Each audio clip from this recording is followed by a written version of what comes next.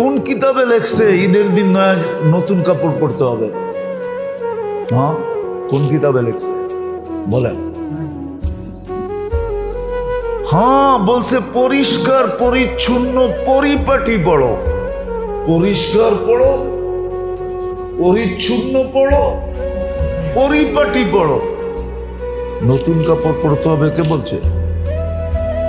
কোন হুজুর বলছে নতুন কাপড় ঈদের দিন পরতে হবে?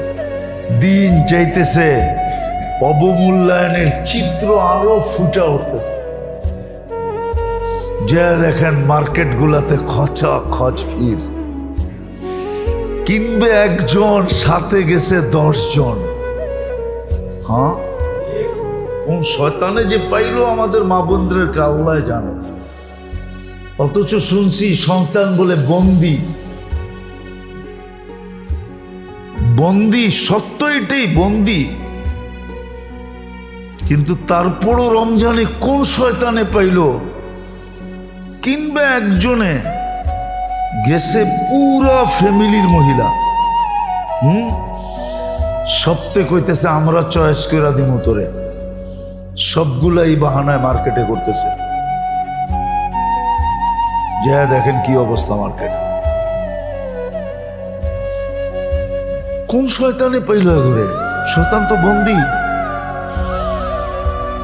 তাইলে বুঝা গেল শয়তানের ওস্তাদে পাইছে ঘরে, ঠিক না? শয়তানের ওস্তাদ চিনেন? যেটা ওর ভিতরই আছে, ওটাই পাইছে। মার্কেটে যেয়ে দেখেন কি অবস্থা। একজন কিনবে 10 জন যেতেছে। একটা জিনিস কিনবে সারা রাত্র। কোন কিতাবে লেখছে ঈদের দিন নয় নতুন কাপড় পরতে হবে? হ্যাঁ, কোন কিতাবে লেখছে বলেন? হ্যাঁ, বলছে পরিষ্কার পরিচ্ছন্ন পরিপাটি পড়ো। পরিষ্কার পড়ো, পরিচ্ছন্ন পড়ো, পরিপাটি পড়ো। নতুন কাপড় পরতে হবে কে বলছে?